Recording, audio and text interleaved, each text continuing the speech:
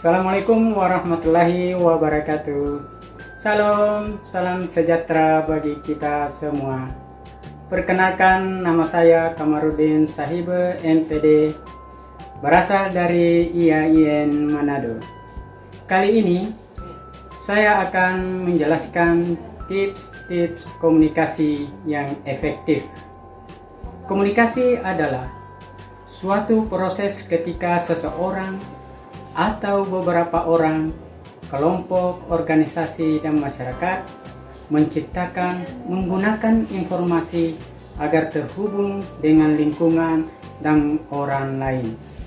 Pada umumnya, komunikasi dilakukan secara lisan atau verbal yang dapat dimengerti oleh kedua belah pihak. Kali ini, ada beberapa tips komunikasi yang efektif. Di antaranya adalah: 1. Mengenal lawan bicara. 2. Menjadi pendengar yang baik. 3.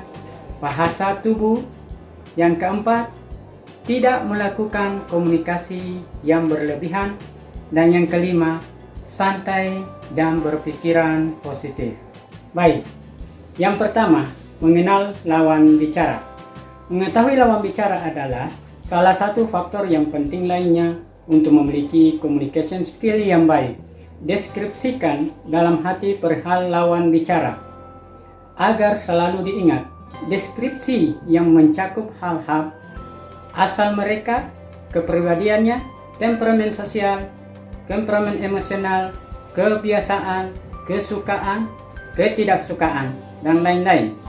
Cara komunikasi disesuaikan dengan kondisi lawan bicara, mulai dari bahasa, gaya bicara, gaya tubuh, kebiasaan, bahkan mungkin topik tambahan. Contoh yang paling sederhana adalah jika lawan bicara adalah seorang anak, maka dengan tentu cara berkomunikasi disesuaikan dengan kondisi seorang anak. Analogikan posisi sebagai seorang anak lain seusianya. Yang kedua, menjadi pendengar yang baik. Saat berkomunikasi dengan orang lain, pastikan untuk mendengar dengan cermat, tidak hanya dengan kata-kata yang mereka ucapkan, tetapi juga bahasa tubuh mereka dan emosi yang mereka tampilkan. Saat berkomunikasi, ada semua jenis isyarat nonverbal yang dapat diambil yang akan memberikan manfaat dalam memahami lawan bicara. Tunjukkan kepada lawan bicara bahwa kita sedang dalam mendengarkan, misalnya dengan mengulang kata, mengangguk, mengucapkan sesuatu. Lawan bicara berupaya menyampaikan perkataan atau pembicaraan lebih banyak dan lebih jelas jika mengetahui bahwa dia didengarkan. Ada pepatah yang mengatakan bahwa manusia memiliki 2 telinga dan 1 mulut, yang menggambarkan bahwa harus lebih banyak mendengar dibanding dengan berbicara untuk dapat berkomunikasi dengan seseorang secara efektif, dan kita harus memahami dan merasakan apa yang ingin disampaikan oleh lawan bicara, dan hal itu bisa diperoleh dengan cara menjadi pendengar yang baik. Yang ketiga, bahasa tubuh. Bagi sebagian besar orang, bahasa tubuh yang muncul secara otomatis saat berbicara dan berkomunikasi karena berusaha menggambarkan perasaan, menjelaskan, atau menunjukkan posisi. Seseorang yang berbicara malu-malu akan nampak bahasa tubuh yang ragu-ragu, nampak kurang percaya diri. Contoh bahasa tubuh: postur tubuh yang santai, dan mungkin tubuh agak condong ke arah lawan bicara untuk menunjukkan bahwa mendengarkan mereka ini menunjukkan rasa percaya diri yang tinggi. Kita bisa intervensi membantu komunikasi yang lebih lancar dengan menggerakkan tubuh, menampilkan bahasa tubuh, mengimbangi bahasa tubuh dengan lawan bicara. Bahasa tubuh yang baik saat berkomunikasi adalah menjaga kontak mata serta menjaga postur terbuka. Misalnya, tidak menyilangkan lengan dan menghadapkan dada ke arah lawan bicara. Saat berkomunikasi sambil memegang gadget, sebaiknya dihindari. Tunda dulu gadget untuk menunjukkan minat dalam berkomunikasi. Yang keempat, tidak melakukan komunikasi secara berlebihan. Pastikan bahwa pada saat kita berkomunikasi, kita menyampaikan dan berbicara dengan ringkas dan jelas.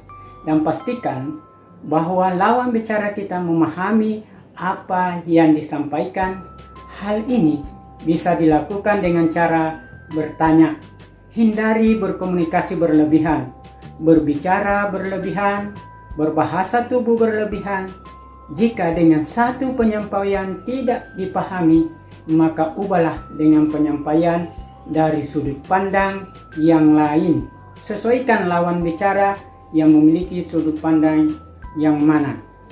Penyampaian komunikasi harus secara sistematis, mulai dari awal dan diakhiri dengan akhir yang baik. Ada pepatah, jangan membicarakan hal yang tidak perlu dibicarakan. Ada hal-hal di mana seseorang untuk mengetahui sesuatu yang tidak harus berasal dari kita. Dan yang kelima adalah santai dan berpikiran positif. Pada saat kita sedang berkomunikasi dengan orang lain, kadang timbul perasaan atau pemikiran kita bahwa mereka di lingkungan kita sedang menghakimi kita tentang setiap hal yang kita bicarakan. Perasaan ini akan mempengaruhi semua yang kita lakukan atau kita bicarakan saat berkomunikasi dengan orang lain, baik kita perhatikan atau tidak. Maka hilangkanlah perasaan itu, digantikan dengan aksi santai dan berpikiran positif bahwa orang menilai kita dengan baik.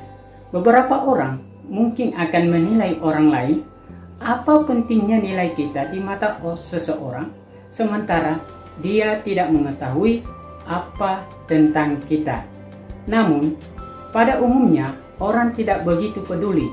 Kebanyakan terlalu sibuk dengan urusannya sendiri, dan hal itu sudah alamiah. Dengan mempertimbangkan hal ini, maka akan membuat kita lebih fokus dan nyaman dalam berkomunikasi. Tidak dibebani dengan pikiran tentang penilaian orang lain terhadap kita. Dengan selalunya berlatih dengan tips-tips komunikasi yang saya jelaskan ini, maka diperolehlah komunikasi yang lebih efektif, yang bermanfaat, terutama di lingkungan tempat kerja untuk menuntut efektif, produktif. Dan ada beberapa manfaat daripada komunikasi secara efektif ini, antara lain, pertama, pesan tersampaikan dengan baik, pesan diterima sesuai dengan harapan, mengurangi kesalahpahaman, konflik dan permasalahan dapat diselesaikan dengan cepat, dan yang terakhir, hubungan lebih baik. Demikian tips komunikasi yang efektif yang saya terangkan ini, semoga bermanfaat bagi saya diri pribadi dan pada orang lainnya. Terima kasih. Wassalamualaikum warahmatullahi wabarakatuh. Shalom.